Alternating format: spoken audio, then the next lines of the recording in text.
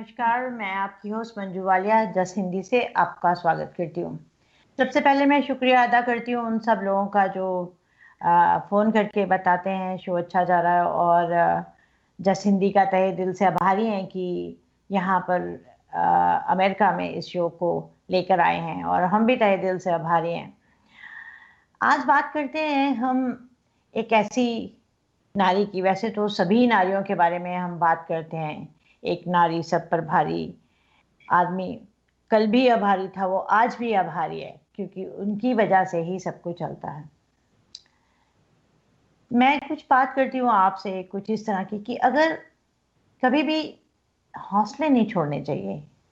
अगर आपने कोई सपना देखा है तो वो आपका सपना है, उसे आपको पूरा करना है।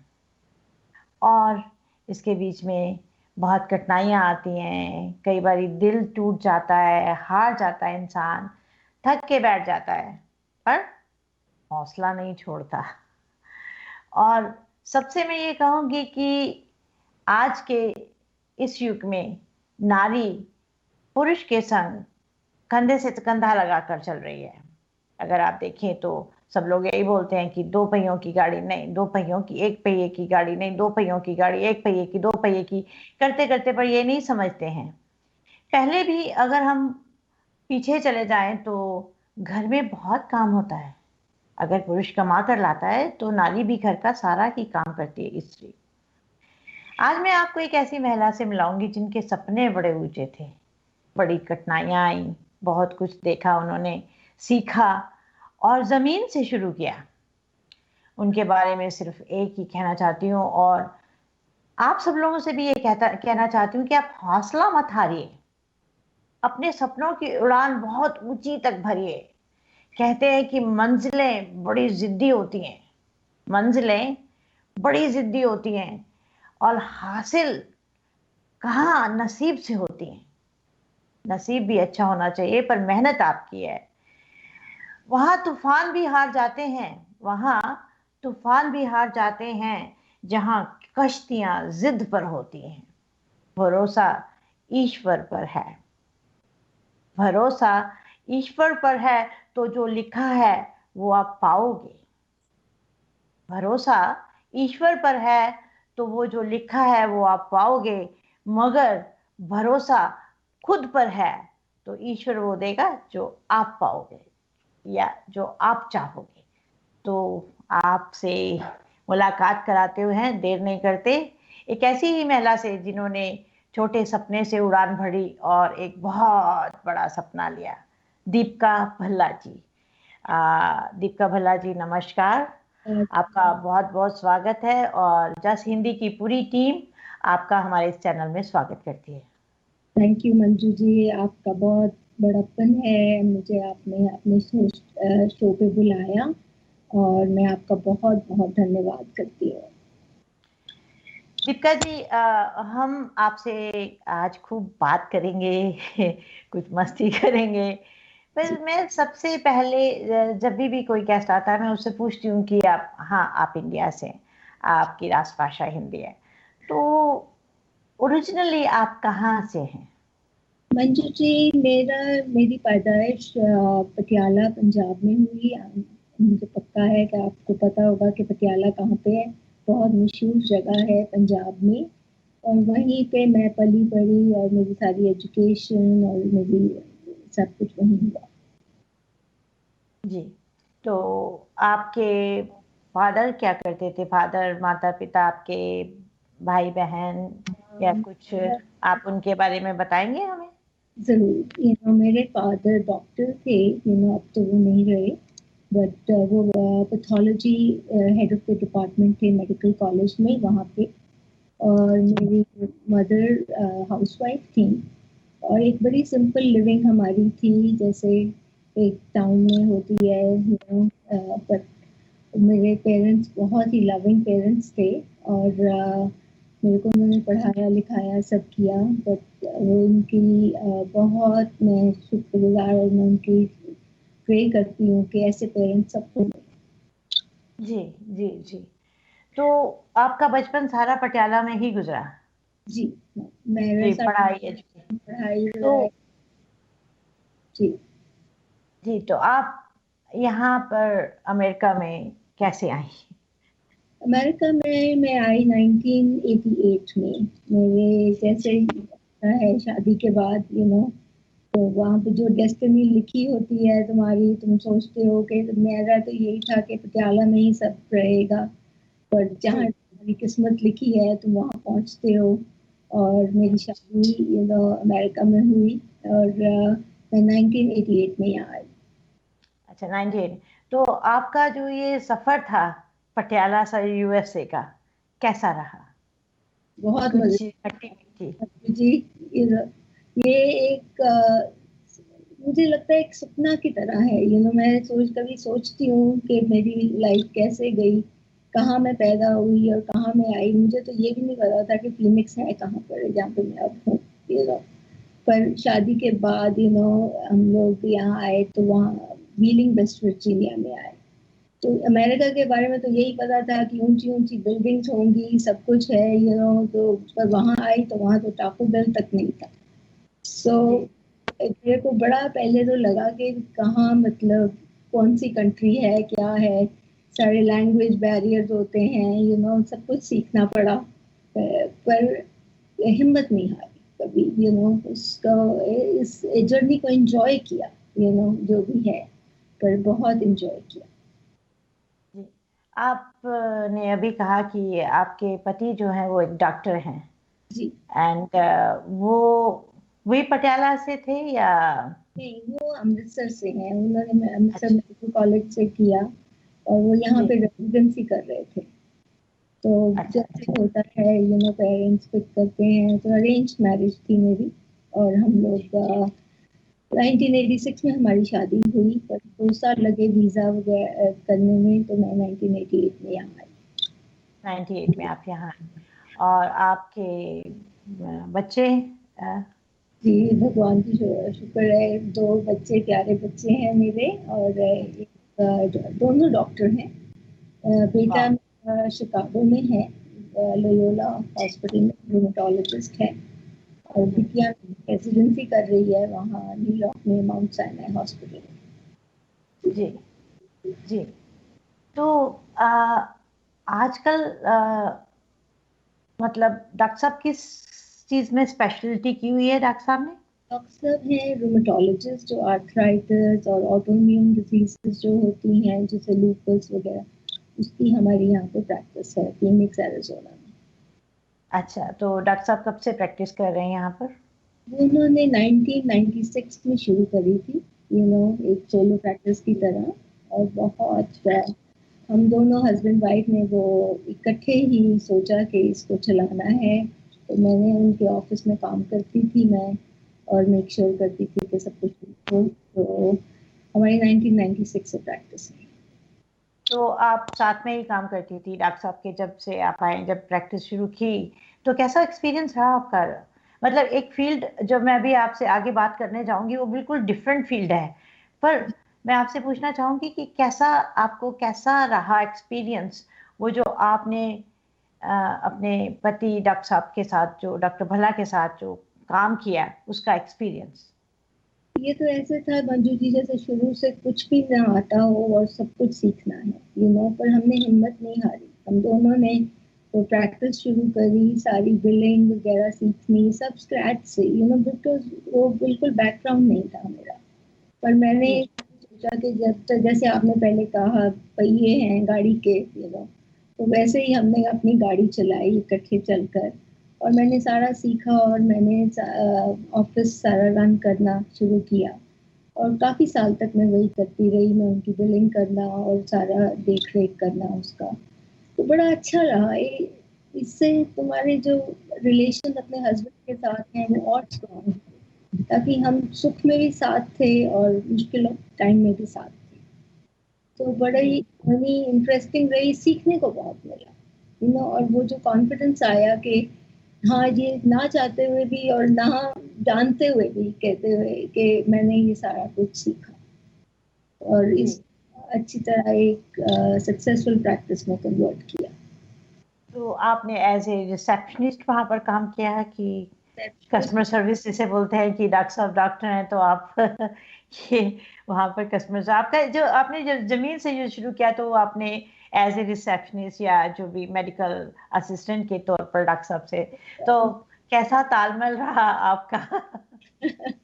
बड़ा अच्छा रहा, सब कुछ यहाँ तक जेनिटोरियल तक भी कई बार किया, बट कोई शर्म नहीं है उस बारे में, क्योंकि मेहनत करना हमारी वो फितरत में है, और हम वो करते जी रहेंगे। तो रिसेप्शनिस्ट भी थे, बिल्डिंग भी करती थी, और सारे पेशेंट को भी अंदर अगर लेके जाना है तो शुरू में तो बड़ी मुश्किल आती है। तुम एक चीज शुरू कर रहे हो जिसके बारे में तुमको ज्यादा पता नहीं है, तुमको सीखने को मिल रहा है, करके कंप्यूटर्स हैं। अब हम जब इंडिया में थे, हमारे टाइम कंप्यूटर्स नहीं थे वहाँ पे। जी, तो बिल्कुल सही बात।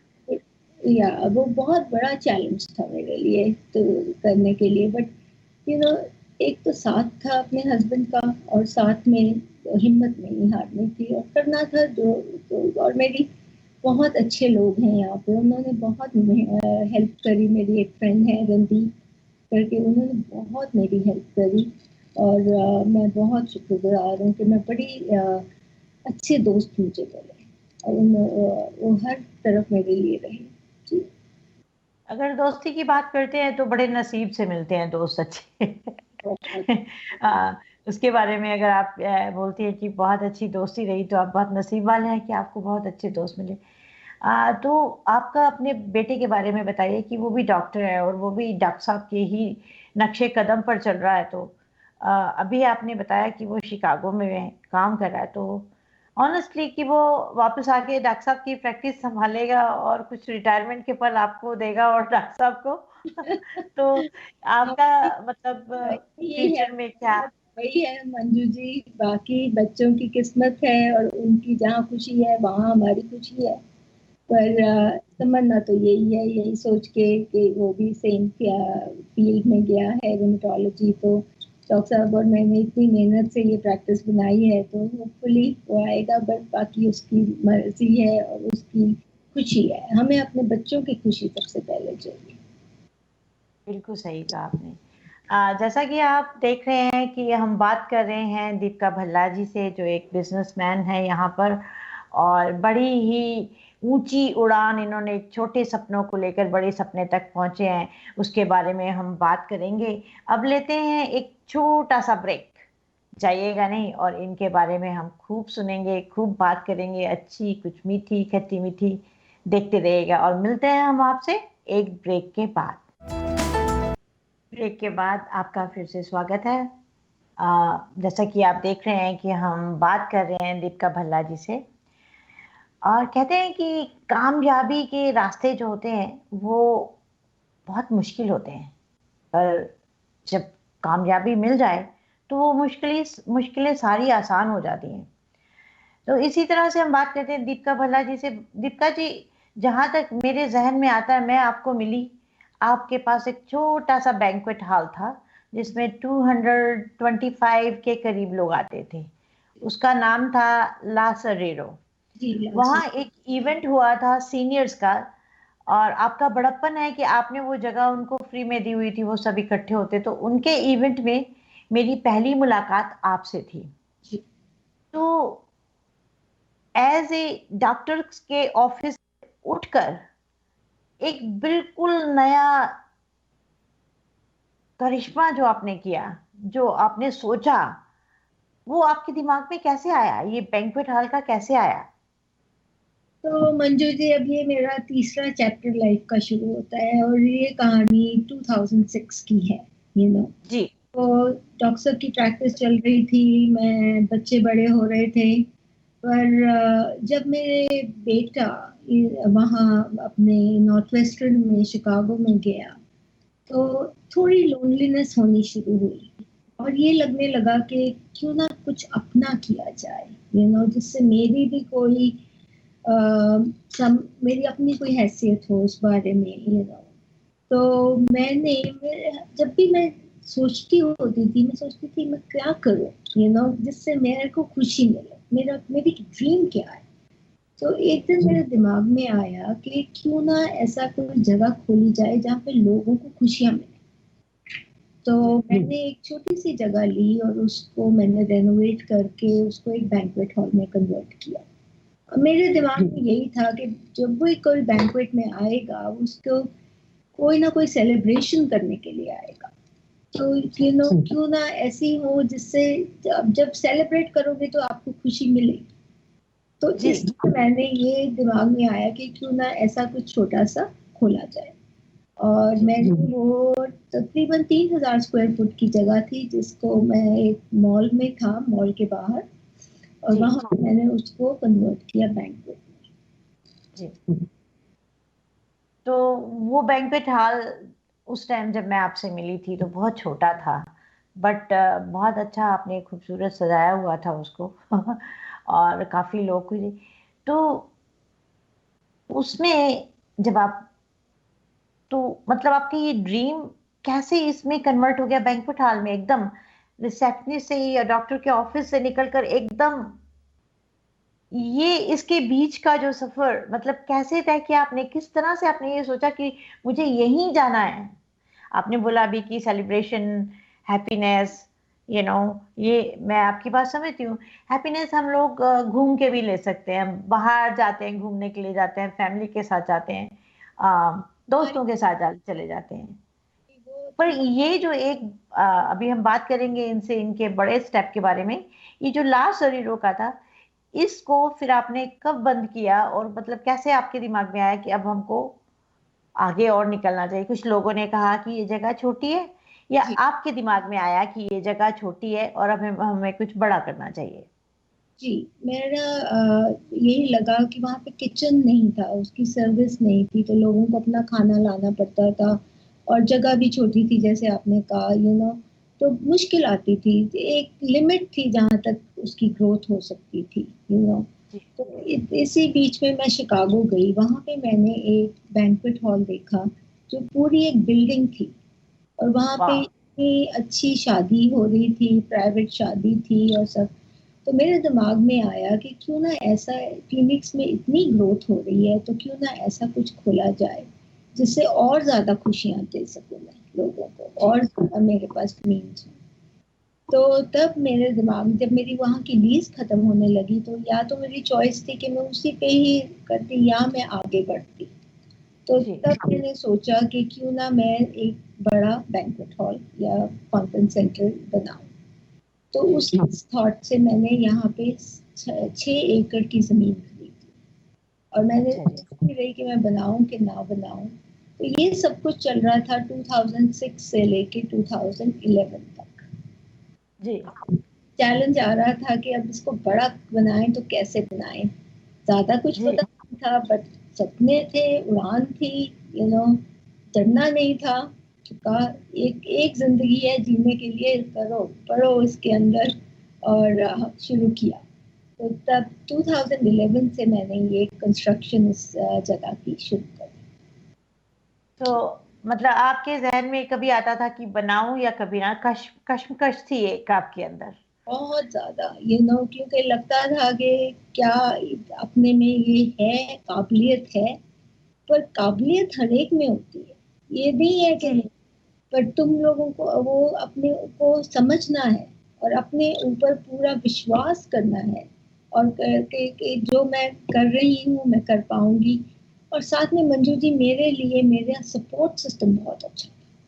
मेरे जी। हस्बैंड का जो सपोर्ट था, वो उसके बारे में मैं डिस्क्राइब नहीं कर सकती हूँ। मेरे बच्चों का सपोर्ट था, उन्होंने कहा माँ तुम जाओ और करो, ये सारी जिंदगी तुमने दूसरों के सपने पूरे किए हैं, अब तुम्हारा खुद का टाइम है। तो ऐसे जो आप देख रहे हैं, ये पिक्चर है, ये फ्रंट ऑफ द हमारे शेटोलक्स की है। ये तकरीबन 60,000 स्क्वायर फुट की बिल्डिंग है यहाँ। तो ये सारी मैंने खुद डिजाइन करी है।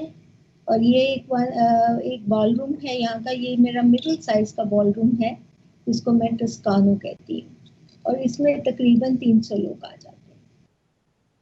जी। दीपिका जी, जेटुलक्सिस की हम बात करेंगे। अब लेते हैं एक छोटा सा ब्रेक, और आप लोग भी कहीं मत जाइएगा, देखिएगा और इनसे सुनिएगा इनके सपनों की उड़ान इनको कहाँ तक लेके गई है। तो मिलते हैं छोटे से ब्रेक के बाद। ब्रेक के बाद आपका स्वागत है।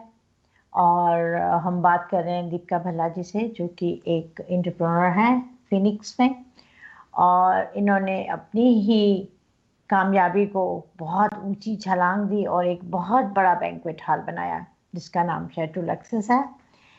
लोग कहते हैं कि अरे हमने ये करना था और लोगों ने साथ नहीं दिया, ये करना था उसने साथ नहीं दिया, पर ये सपने आपके हैं, कोशिश भी आपको ही करनी पड़ेगी जिस तरह की दीपिका जी ने की है।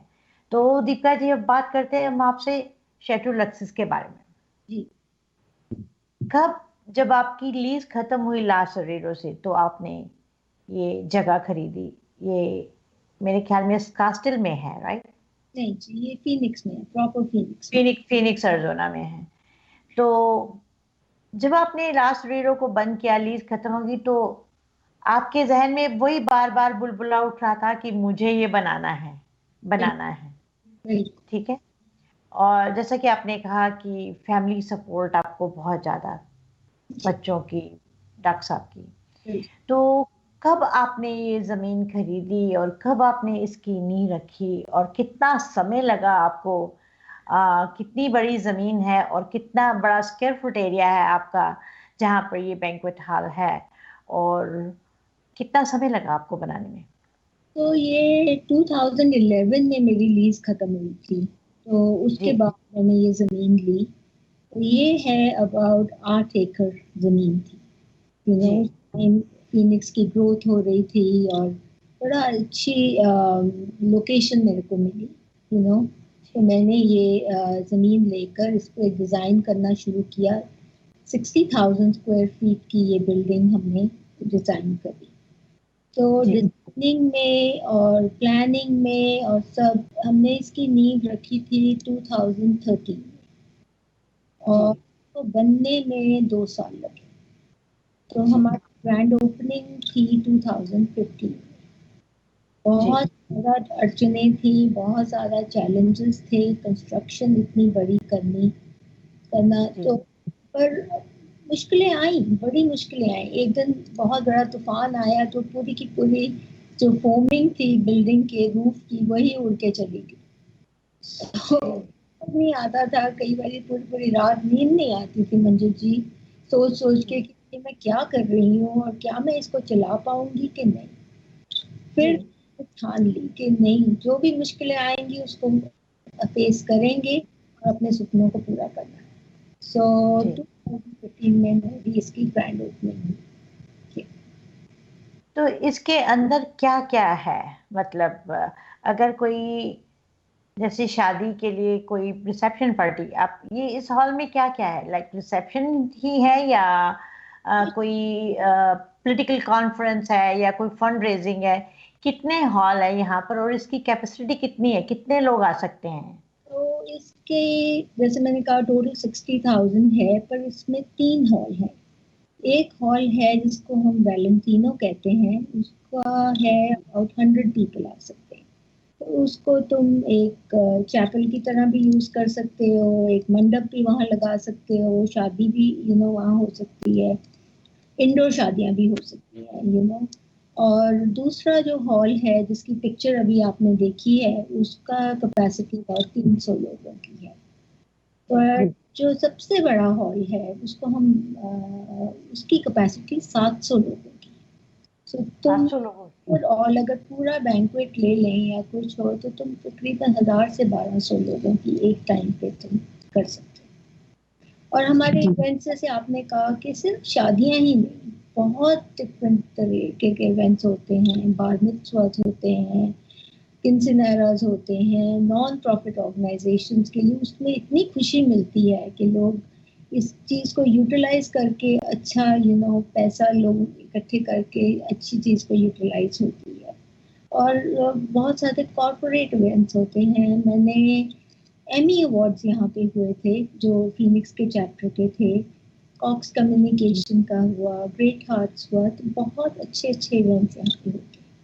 तो सिर्फ ये वेडिंग्स को कन्फाइंड नहीं है, ये हर तरह की तुम्हारी प्राइवेट पार्टीज वगैरह के लिए सब कुछ हो सकता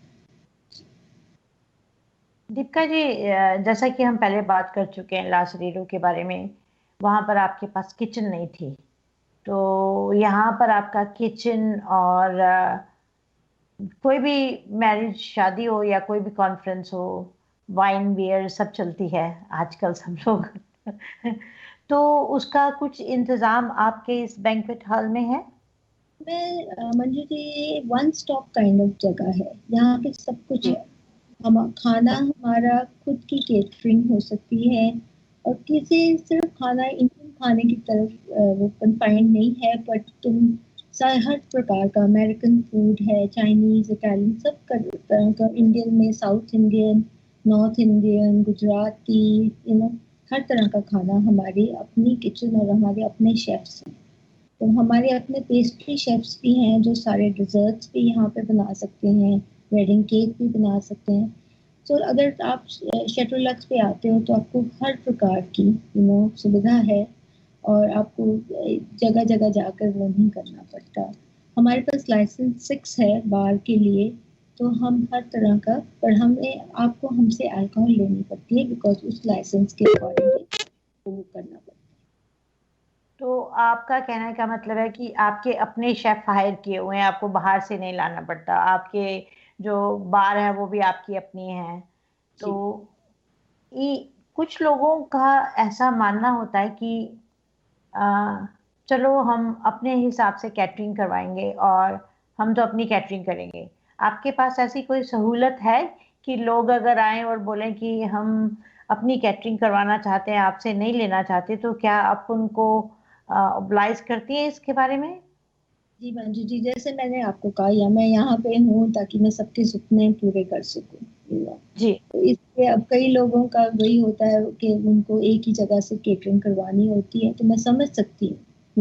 जी। वो यहाँ पे तो हम लोग अलाउ करते हैं कि तुम आउटसाइड केटरिंग करवा सकते हो, तुम सिर्फ जगह की रेंट का होता है, बाकी तुम अपनी मर्जी। सिर्फ अल्कोहल का, बिकॉज वो हमारी गाइडलाइंस हैं और हमारी लीगली हम लोग बाउंड हैं, उसमें हमको हमारे से ही अल्कोहल लेनी पड़ती है। बाकी खाने का आप कहीं से भी खाना, जब तक वो लाइसेंस्ड और वो है, इंश्योर्ड है, वो लोग अपना खाना ला सकते एक बड़ा पर्सनल सा क्वेश्चन है, कुछ ऐसा एक्सपीरियंस बताएं जो आपके दिल को छू गया इसको बनाने में, और अब तक के सीजन में जब तक कि ये चल रहा है और बहुत अच्छा चल रहा है आपका बैंक्वेट हॉल, तो ऐसा कोई एक्सपीरियंस जिससे कि आपका एकदम दिल छू गया हो? हैं। बहुत एक्सपीरियंस हुए हैं शादियों में, तो जो खुशियां मिलती हैं, तुम देखते हो डिफरेंट कल्चर्स, देखते हो सब कुछ होता है। बट सबसे बड़ा जो एक्सपीरियंस था वो मेरा था फॉस्टर चिल्ड्रन के लिए।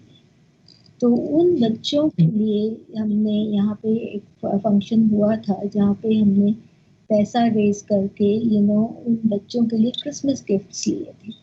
और जो आंसू उनके आंखों में थे उस टाइम देख के अपने गिफ्ट्स को, और उनके लिए कभी किसी ने कोई पार्टी नहीं करी थी, कभी उन्होंने क्रिसमस सेलिब्रेट नहीं करी थी, और शैडोलक्स पे जब ये हुआ तो बहुत ही अच्छा लगा कि सच में खुशियां दे रहे हैं लोग। जी। और आपके जो हॉल हैं वो तो आपने बताया कि 3 बैंक्वेट हॉल हैं। आपके बाहर भी बहुत जगह है, आउटडोर भी है जहां पर लोग करते हैं, तो वो कितना स्क्वायर फुट एरिया है? तो वो हमारा गार्डन है जो जी। हमारे पार्किंग लॉट के बाद है वहाँ पे, और उसमें 2000 लोग आ सकते हैं। तो जैसे इंडिया में फार्म हाउस में शादियां होती हैं, तो वही काइंड जी। ऑफ एटमोसफेयर मैं लेकर आना चाहती थी, मैं अपना भी कल्चर बीच में डालना चाहती थी। और जी। सो लोग 2000 स्क्वायर फुट का, आई मीन 2000 लोग उसमें आ सकते 2000 लोग उसमें आ सकते हैं, बहुत खूबसूरत है वो आपका जो बाहर का गार्डन है। तो हैं। मुझे एक बात बताइए कि ये जो आपका बैंक्वेट हॉल है, इसमें कोई भी इंसान किसी भी जाति धर्म का आ सकता है और वो अपने इस ख्वाब पूरे कर सकता है अच्छे नाइस बैंक्वेट हॉल में या बाहर गार्डन में शादी करने का। और आपका कुछ विचार देंगे इसके ऊपर अपने? जी बिल्कुल, ये शेटोलक्स हर इंसान के लिए, हर कौम के लिए, इसमें हर वेलकम है। तो यहाँ पे हमारे डिफरेंट टाइप ऑफ शादियाँ भी होती हैं, असीरियन शादियाँ होती हैं, इंडियन तो होती ही हैं और साथ में अमेरिकन होती हैं, अफ्रीका से लोग आते हैं उनकी भी होती हैं। तो कोई इसमें भेदभाव की अगर मैं भेदभाव का हो तो फिर इसका शेट्रोलक्स का मीनिंग ही खत्म हो जाता है जी। तो मैं आपसे एक बात बीच में भूल गई कि जब 2006 और 2011 के बीच में आपने एक पार्टी रेंटल शुरू किया था, है। तो तो इस बैंक्वेट हॉल के लिए आप अभी भी वो जिसको डेकोरेशन कहते हैं कि आपको टेबल क्लॉथ करने हैं, सेंटर पीस करने हैं या और कोई भी डायरेक्शन, कुछ भी डेकोरेशन करनी है, तो वो जो पार्टी रेंटल है वो आपके पास अभी भी है और आप उसी से अपने डेकोरेशन, वो भी इस पैकेज के आपके, जो लोग आपके पास आते हैं और कहते हैं कि हमें डेकोरेशन चाहिए, तो आप वो भी अभी इसी के साथ में है? जी, मैंने ये शुरू किया था 2006 में। इसको कहते थे अस टू यू रेंटल्स। तो जी सारे मंडप, डोली, जो भी आपको शादी के लिए चाहिए सामान जी वो जी जी आता था आपको। तो बिजनेस जी बहुत अच्छा चल रहा था। पर जब से शेट्रोलक्स में मैं बिजी हो गई तो थोड़ा सा मुझे मुश्किल आ रही थी उसके बारे में। वो बिजनेस जी अभी भी है, पर वो मैंने एक इनर स्पेस डिजाइन है, उन्होंने इसको खरीद लिया है। और जब भी किसी को चाहिए होता है सामान तो वो आके डेकोरेट कर देते हैं, मंडप वगैरह सब मिल जाता है साथ में। और पर अब मैं उसको नहीं चला रही, कोई और उसको चला रहा है। उनको कोई और चला रहा है। तो जैसे ये अमेरिकन वेडिंग्स होती हैं, मैंने एक बार एक पिक्चर देखी थी, तो वो बाहर कुछ उन्होंने वो बनाया हुआ था और उसके बीच में वो लोग, वो तो ऑलरेडी बिल्ड इन है कि आपके लिए वो लोग खुद लेके आते हैं कि आप खुद प्रोवाइड करते हैं उनको, जैसे अमेरिकन वेडिंग है या जूहिश वेडिंग है, वो जी, बाहर गार्डन में करना चाहते हैं? गाइड नहीं करते हैं, फूल नहीं है हमारे तो, क्योंकि हर कोई डिफरेंट डेकोरेशन चाहता है तो उसकी मर्जी से जी होना चाहिए। हमारी कोई वो नहीं है कि तुम इधर से कर सकते हो, वो नहीं कर सकते हो। जिसको भी आप चाहते हो करना, तो आप हायर कर सकते हो अपने वेंडर्स को। अगर आपको हेल्प चाहिए हम आपको रिकमेंड कर देंगे। और कोई आप पे वो नहीं है कि जरूरी इनसे ही करना है। आपके बैंक्वेट हॉल में एक दो शो भी हुए हैं, तो इसमें ग्रीन रूम भी बनाया हुआ है आपने, जैसे आम बनते हैं बाहर स्टेज शोज के ऊपर, या जैसे कि ब्राइड रूम हो या ग्रूम रूम हो, कि जी, भाई जब कोई आता है तो क्योंकि सबके बीच में नहीं आना चाहते और बाद में आना, तो इस तरह से भी फैसिलिटी है आपके बैंक्वेट हॉल में? बिल्कुल जी। वो मंजू जी, इधर दो कमरे हैं जिनको हम कहते हैं ग्रीन रूम्स, और उसमें ब्राइड के लिए एक कमरा होता है और एक कमरा ब्राइड्समेड्स के लिए होता है और एक कमरा हमारा है ग्रूम्स के लिए। और पूल टेबल वगैरह सब लगा हुआ है ताकि बच्चे आके थोड़ा एंजॉय कर सकें, शादी से पहले थोड़ा रिलैक्स हो सकें। तो ग्रीन रूम्स की सारी सहूलियत है। और जैसे आपने कहा हमारे यहाँ शोज हुए हैं, पंकज उधास जी का शो हुआ था, बहुत ब्यूटीफुल शो था वो हुआ है। और जैसे फीनिक्स में शोज होते हैं उसके बाद हम लोग डिनर वगैरह उनके लिए ऑर्गेनाइज कर सकते हैं। तो शंकर जी महादेवन यहाँ आए थे, उनकी इस पूरा जी शो आया था, बहुत ब्यूटीफुल शो था उनका भी। और सोनम जी। कपूर आई थी। तो ये सब भी शटलक्स पे हो सकता है।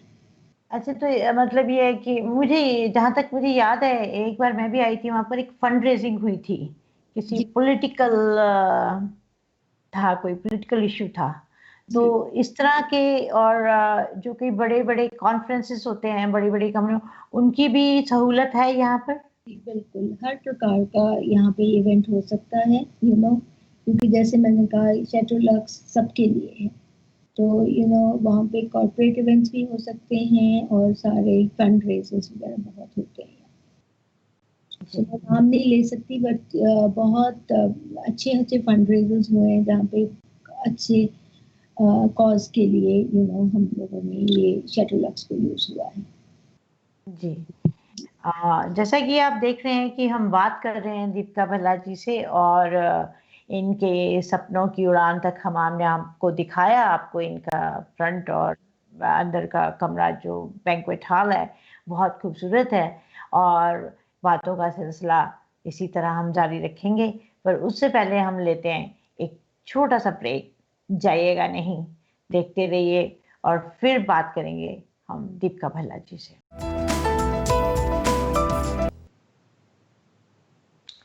ब्रेक के बाद आपका फिर से स्वागत है। जैसे कि हम बात कर रहे हैं दीपिका भल्ला जी से, जो कि एक बिजनेस ऑनर है, बैंक्वेट हॉल ऑनर है। कहते हैं वक्त और हालात सदा बदलते रहते हैं, वक्त और हालात सदा बदलते रहते हैं, पर अच्छे दोस्त और अच्छे रिश्ते कभी नहीं बदलते। आज हम बात कर रहे हैं दीपिका जी से। दीपिका जी, हमारे साथ एक कॉलर जुड़े हुए हैं, उनको ले लें प्लीज। हेलो। हेलो जी जी, वो लाइव शो, हाँ जी, लाइव शो चल रहा है ना दीपिका भल्ला जी का, जो ये बैंक्वेट हॉल का। तो हम क्वेश्चन पूछना चाहते थे, तो कैसे पूछें? जी कॉल पे रहे हैं? जी आप पहले तो आप मुझे अपना नाम बताइए, आपका नाम क्या है? मेरा नाम है नीरू मलिक। ओके, नीरू मलिक जी, कहाँ से बोल रहे हैं आप? मैं न्यूयॉर्क से बोल रही हूँ जी। थैंक यू नीरू मलिक जी, आपका फ़ोन करने के लिए। और आपका क्वेश्चन दीपिका जी सुन रही हैं, आप अपना क्वेश्चन बताइए। और बहुत बहुत शुक्रिया आपका फ़ोन करने के लिए। तो वो आपका क्वेश्चन सुन रही हैं, आप बोलिए प्लीज। हाँ जी, दीपिका जी, आपका अभी पूछे? जी हाँ, जी हाँ, जी हाँ। हाँ जी, दीपिका जी से हम ये क्वेश्चन पूछना चाहते हैं कि मैं शो देख रही थी, तो हम इस शटल लक्स के बारे में पहले ही देख रहे थे। मेरी बेटी की शादी है, तो मैं सोच रही थी करने के लिए, पर मुझे सिर्फ ये नहीं समझ आ रहा था, अगर हम न्यूयॉर्क से आए तो हम लोगों का अकोमोडेशन का कैसे होएगा? क्या इनका किसी के साथ टाई अप है कि कहीं पर ये हमें रेकमेंड कर सकते हैं हम अपने गेस्ट कहाँ पर रखेंगे? क्योंकि हॉल और प्रोविजन देखने को मिला है कि इनके पास सब कुछ है, पर सिर्फ ये अकोमोडेशन का हमको नहीं समझ आ रही है। नीरू जी, थैंक यू, आपने कॉल किया। पर आपका बहुत अच्छा क्वेश्चन है ये, और इसका ये अकोमोडेशन शटल लक्स में नहीं है, पर हमारी टाइज हैं होटल के साथ साथ में, जहाँ पे अकोमोडेशन आपको मिल सकता है। और उन्होंने हमें वो क्या कहते हैं दिया है कि तो आपको ब्रेकफास्ट भी मिलेगा और आपको गाड़ी भी मिलेंगी, ताकि आपको वो वहाँ से होटल से यहाँ तक लेकर आ सके, शटल तक। तो 24/7 आपके पास शटल सर्विस होगी, और वहाँ पे आपको हैप्पी आवर भी मिलेगा। और अगर आप शटल लक्स का नाम लेंगे तो वो आपको स्पेशल रेट्स भी देंगे। और सो सारे ये सिर्फ 2.5 माइल्स है शटल लक्स से, और आपको कोई आपके गेस्ट को कोई मुश्किल नहीं आएगी।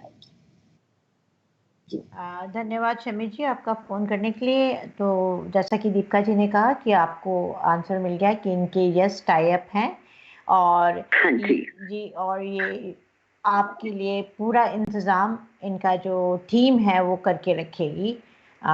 बस एक one call away. Thank you very much जी, थैंक यू। तो दीपिका जी, अब हम बात करते हैं आपसे आज के माहौल में, ये कोविड के ऊपर बात करते हैं। कितना इफेक्ट हुआ आपको इस बैंक्वेट हॉल के लिए? मतलब बिजनेस डाउन है, खर्चे उतने ही हैं, तो इसके बारे में हम चर्चा करते हैं और आपसे पूछते हैं कि कितना इफेक्टेड हुआ आपका ये बैंक्वेट हॉल इससे। जी, दुनिया ही बदल गई। एक रात में सब कुछ, इतना इवेंट्स यहाँ पे इतने बुक थे और सब कुछ अच्छा चल रहा था। तो ये एक ना सिर्फ शटल लक्स ही नहीं, पूरी दुनिया ही चेंज हुई है। पर जी ऑब्वियसली बड़ा अंडरस्टैंडिंग है कि कोई भी इस माहौल में करना, कोई भी ये रिस्क नहीं लेना चाहता, और मैं बहुत अपने आप को लकी समझती हूँ कि मेरे क्लाइंट इतने अच्छे हैं, कि मोस्ट ऑफ देम ने पोस्टपोन किया, करके कैंसलेशन हुई, पर ये सारा 2021 के लिए पोस्टपोन हुए हैं इवेंट्स। बट ये बहुत मुश्किल, ये पीरियड तो बहुत मुश्किल था, कोई इनकम नहीं थी, कोई इवेंट्स नहीं हो रहे थे, लाइटें बंद हो गई थी, आते हुए देखो तो लगता था सुपने कहाँ लिए थे और क्या हो रहा है, बट हौसला है, करके मुझे लोगों ने आके कहा कि तुम ठीक है, तुम अपने एम्प्लॉयज को निकाल दो, वो कर, अपने खर्चे कम कर दो। मेरा मन नहीं माना, ये मैं ये कर नहीं पाई। मैंने अपने एम्प्लॉयज सारे रखे, सारी जैसे चल रहा था वैसे हो रहा था, बट इतने लोग अच्छे हैं कि दुनिया में अगर तुम अच्छे कर्म करोगे तो तुमको फल मिलेगा। तुम्हारी सिर्फ ये है कि तुम अपना अच्छा कर्म करो और अपनी हिम्मत मत हारो। ये भी किसी को भी तोड़ सकता था, और मैंने हिम्मत की, मैंने किया कि ठीक है, ये एक पीरियड आया है, जो मुश्किल का घड़ी आई है, ठीक हो जाएगा। और देख रही हूँ कि 2021 में बहुत फर्क है कि सारे इवेंट्स भी हो रहे हैं, लोग बुकिंग भी कर रहे हैं उसके लिए। तो सच में बताऊं तो 2021 हमारा ऑलमोस्ट बुक्ड है, तो बट मुश्किलें आती है तो भगवान रास्ता भी दिखाता है उसके लिए, तो हिम्मत करें। जी जी जी। तो आपका कहने का मतलब ये है कि आपने अभी अभी कहा कि इस कोविड में भी आपने कोई अपना एम्प्लॉय जो है फॉलो नहीं किया, सारे एम्प्लॉय आपके साथ हैं, और जितने भी इवेंट आपके यहाँ होने थे वो सारे 2021 में पोस्टपोन हो गए।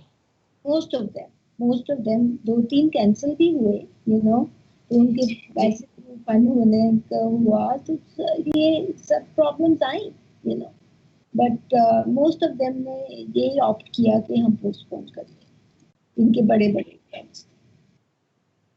एक बात और बताएं मुझे, इस कोविड में अभी भी कभी ऐसा हुआ कि किसी ने कहा कि हम लोग सोशल डिस्टेंस का पूरा वो रख के, हमें 50 लोग हैं, हम लोग को शादी करनी है या पार्टी करनी है, कुछ ऐसा हुआ जी, आपके हॉल? तो ये आपका बड़ा अच्छा क्वेश्चन है ये, तो हमने सारे CDC गाइडलाइंस को फॉलो किया, जी तो और हमें पता चला कि 50 लोगों तक तुम शादी कर या कोई भी पार्टी तुम कर सकते हो। तो मैंने एक पैकेज बनाया है जिसको कहते हैं माइक्रो पैकेज।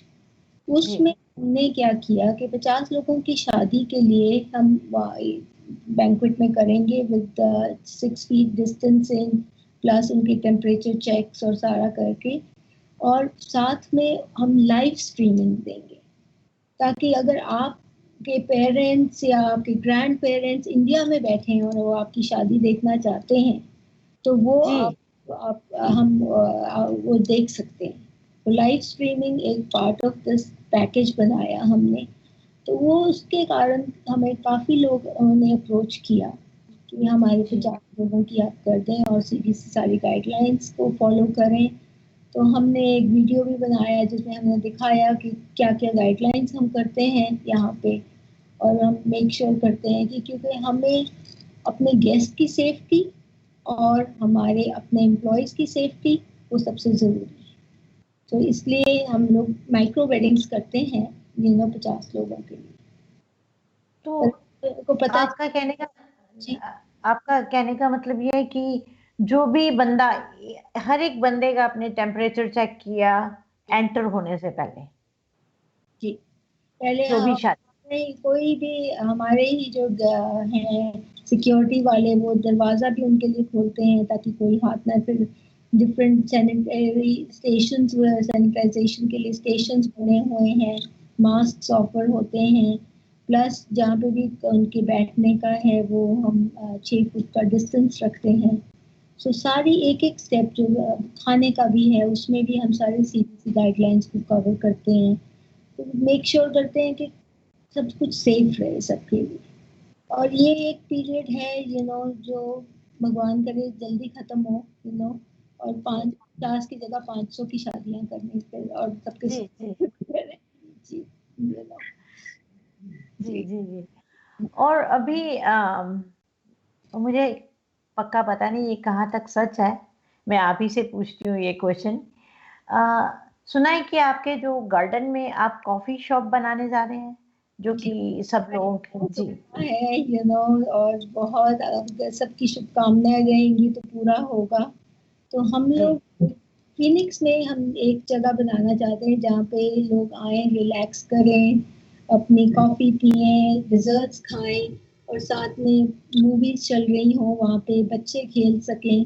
तो उसको मैं होपफुली अगर सबकी शुभकामनाएं रहेंगी तो क्रिसमस तक मैं वो खोलना चाहती हूँ, कॉफ़ी शॉप। ये बैंक्वेट हॉल के अंदर ही या बैंक्वेट हॉल के बाहर? जहाँ हमारे गार्डन्स हैं वहाँ पे होगा, तो जी जैसे मैंने कहा उसमें 2000 लोग आ सकते हैं, तो सोशल डिस्टेंसिंग भी हो सकती है। और हम जी लोग इस बार मेरा एक बड़ा सपना है कि मैं इस बार शैटो लक्स क्रिसमस करूँ, जिसमें छोटे जी छोटे बच्चे आए अपनी पिक्चर सेंटा के साथ, बग्गी राइड्स करें। और वो जी मैं उस प्रोजेक्ट पे काम कर रही हूँ। जैसे मैंने आपको कहा कि सपने तो लेने हैं और पूरे भी करने हैं, तो जी कोशिश जारी है, और सबकी दुआएं रही तो पूरा होगा। वो भी वो मोस्ट लाइकली क्रिसमस तक शुरू हो जाएगा मेरा। जी जैसा कि आप देख रहे हैं कि हम बातचीत कर रहे हैं दीपिका भल्ला जी से, और समय पता ही नहीं चला किधर चला गया। और मैं हर बार सबसे वो कहती हूँ कि जो इंसान अपना समय देता है वो सब कुछ दे देता है। आजकल समय किसी के पास नहीं, पहले घड़ियां नहीं होती थी, समय होता था। आजकल घड़ियां हैं और समय किसी के पास नहीं है। इस भाग दौड़ की जिंदगी में, इस रोजमर्रा की जिंदगी में हम एक दूसरे से अलग होते जा रहे हैं। पर ये एक बैंक्वेट हॉल ऐसी जगह है जहाँ पर सब हम लोग इकट्ठे होकर उत्सव मनाते हैं, शादी में हुड़दंग मचाते हैं, मजाक करते हैं और जिंदगी जीते हैं। तो दीपिका भल्ला जी, आपका जो आपने हमें अपना अमूल्य समय दिया, इसके लिए हम आपका बहुत बहुत शुक्रिया करते हैं। और आप सब लोगों से भी हम कहते हैं कि आपने देखा कि चैटुलक्स के बारे में और उनके बारे में कोई भी इंफॉर्मेशन मोर चाहिए तो आप वेबसाइट पे जा सकते हैं, और वहाँ फ़ोन नंबर भी है, और आप फ़ोन नंबर पे उनसे बात भी कर सकते हैं। तो अब हमारा विदा होने का समय आ गया है, आपसे विदा लेते हैं। दीपिका जी, आपका बहुत बहुत धन्यवाद। और जो हमारे श्रोताजन है जो हमें देख रहे हैं, आबाद रहें, खुश रहें, सदा हंसते रहें, मुस्कुराते रहें, मास्क जरूर लगाएं, स्वस्थ रहें। धन्यवाद। थैंक यू सारे दर्शकों को, सबको, जस हिंदी को, आपको बहुत बहुत मेरी शुभकामनाएं और बहुत बहुत धन्यवाद। और ठीक है, और हम विदा लेते हैं, 1 मिनट।